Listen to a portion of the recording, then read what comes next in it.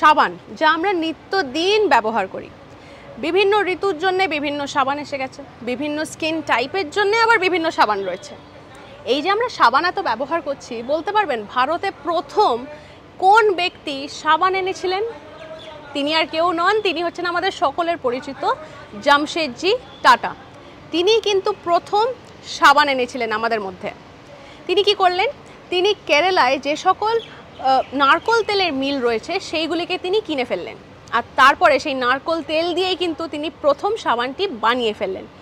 মানে যে সাবানটি 1930-এর দশকে মার্কেটে এসছিল সেগুলি কিন্তু বানানো হয়েছিল মূলত নারকোল তেল দিয়ে।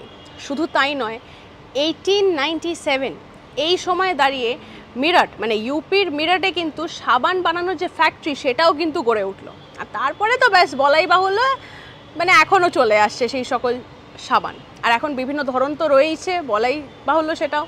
বডি ওয়াশ এসছে, একটা অন্য ধরনের সাবান বলাই যেতে পারে। আর শুধু যে গায়ে মাখার সাবান বা হাত ধোয়ার সাবান তা তো না, আমরা জামা কাপড় কাচার জন্যও সাবান ব্যবহার করে থাকি। এইরকম নানা আপডেটসের জন্য চোখ রাখুন আজ তাক বাংলার ইউটিউব চ্যানেলে। সাবস্ক্রাইব করতে ভুলবেন না। আমরা কিন্তু রয়েছি হোয়াটসঅ্যাপেও, তাই ফলো করতে ভুলবেন না। সঙ্গে রাখুন আজ তাক বাংলা।